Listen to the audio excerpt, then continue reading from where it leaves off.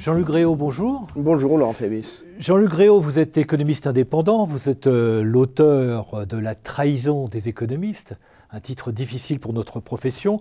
Vous venez de publier dans la dernière livraison de la revue Le Débat un article titré « De l'euro bouclier à l'euro en détresse » où vous analysez la genèse et les mécanismes de la crise de l'euro. Alors, crise de la zone euro, crise de la dette souveraine, crise bancaire, où en sommes-nous vraiment ? Où allons-nous vraiment et comment peut-on s'en sortir vraiment? Bon, Laurent Fabius veut nous poser une question des plus difficiles. Bon, je voudrais dire qu'il y a deux aspects à considérer.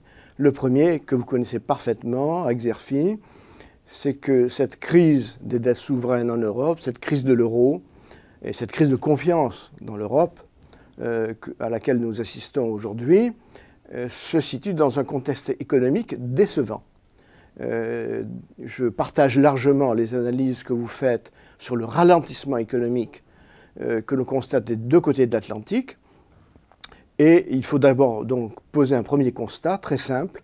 Ce que nous avons cru, ou que beaucoup ont cru être une reprise économique à partir de 2009, n'a été en fait peut-être qu'une rémission. Et nous sommes voués soit à une croissance très faible, soit à la stagnation, soit de nouveau à la récession. Et c'est dans ce contexte économique décevant et contrariant que nous devons essayer de traiter une crise d'ampleur historique qui atteint les dettes souveraines en Europe et la monnaie de référence, la monnaie unique européenne. Alors, une crise qui nous oblige, une crise de la monnaie qui nous oblige à assainir nos finances publiques, ce qui risque d'impacter à son tour en même temps la croissance. Votre diagnostic est imparable. Le problème que je voudrais quand même évoquer au préalable est le suivant. Le montant des dettes publiques, sans compter pour certains pays le montant des dettes privées, est extrêmement important.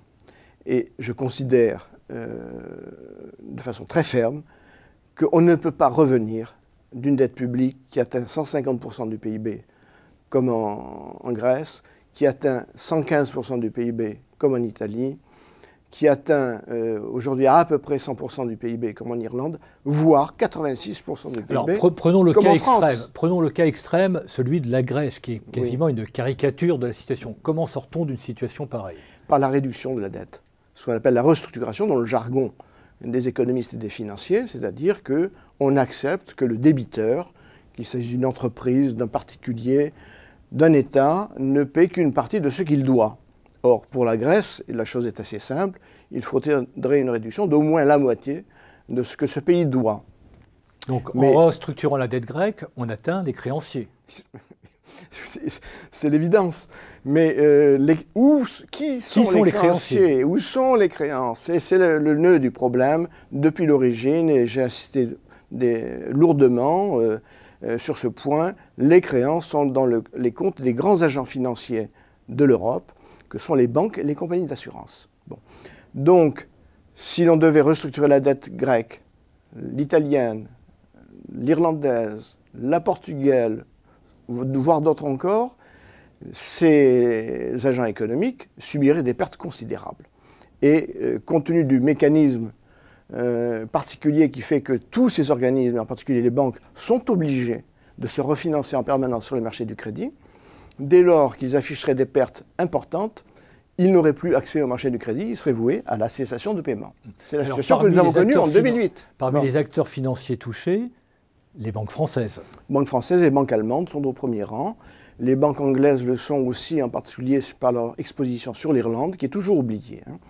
Mais les banques néerlandaises le sont. Et les banques américaines le sont par un mécanisme que vous connaissez, qui s'appelle les CDS, c'est-à-dire les mécanismes d'assurance des créanciers contre la défaillance de leurs débiteurs. Donc, si on remonte toute la chaîne, selon votre point de vue, pas d'autre solution que la défaillance de la Grèce sur sa dette. Oui. Ce qui entraîne des difficultés pour les grandes banques européennes. Ce qui entraîne un risque de cessation de paiement pour ces organismes. Comment faire face? Nous courons derrière ce problème depuis le printemps 2010, c'est-à-dire ce jour du 9 mai 2010, où on a créé en urgence le Fonds européen de stabilité financière. Mais ce jour-là, on a pris la logique inverse, c'est-à-dire qu'on a dit créons un fonds et ajoutons de la dette à la dette qui existe d'ores et déjà, c'est-à-dire ajoutons une dette solidaire à la dette des États pris individuellement. Or, cette solution a échoué. Et ils sont maintenant en but à un problème qui est aggravé, qui est augmenté. Alors, quel type de décisions peuvent être prises? Alors là, il y a la solution idéaliste et improbable, consistant à fédéraliser l'Europe en urgence, et la fédéraliser économiquement et financièrement, c'est-à-dire à faire en sorte que l'Allemagne devienne l'axe économique, et non seulement, mais aussi le tuteur financier de l'ensemble de la zone euro. C'est une chose dont les Allemands ne veulent pas. Le feront-ils quand même sous la pression des circonstances? Je ne peux pas vous l'annoncer. Je n'ai pas de capacité divinatoire à cet égard, mais c'est la première hypothèse. Et il est frappant de voir que des organismes comme le MEDEF, par exemple, se sont ralliés récemment à l'idée d'un fédéralisme économique qui n'existe pas dans nos manuels de droit constitutionnel, mais qui serait en quelque sorte une mise en tutelle. Un fédéralisme économique au niveau... mais en fait par Berlin, de l'ensemble de la zone euro. Un fédéralisme économique sur l'ensemble de la zone euro, ce qui veut dire, compte tenu des traités, l'accord de tous les pays de la zone euro, de tous les parlements, de tous les pays de la zone euro. Cela me semble problématique, mais je n'écarte pas complètement cette hypothèse. La deuxième hypothèse, c'est que nous replâtrons le système, les marchés financiers ne s'y trompent pas, les prêteurs ne s'y trompent pas, et nous entrons dans une crise financière d'ampleur historique qui redoublera et aggravera celle que nous avons connue en 2008-2009. Oui, mais cette situation emmène d'énormes difficultés pour les banques, défaillance des banques, problème de solvabilité des banques. Comment fait-on face? D'où la thèse tout à fait originale, mais je crois réaliste et raisonnable que je défends depuis maintenant 2 ans, depuis un article écrit pour Le Débat en 2009, intitulé « Pour un nouveau système bancaire ». Ne pas hésiter à mettre en faillite les organismes défaillants et reconstituer en urgence à côté un nouveau système de crédit, de façon à permettre à l'économie, ce qu'on appelle l'économie réelle, c'est-à-dire la sphère productive, de continuer à fonctionner. Mais comment cela peut-il se faire dans le temps? Parce que préparer une nouvelle institution économique qui prendrait le relais des organismes bancaires, ça ne se fait pas automatiquement. Ça ne peut pas se préparer dans le plus grand secret. Vous avez touché le point sensible, mais d'abord, nos dirigeants politiques n'y sont pas préparés. Ils n'ont pas réfléchi à la question.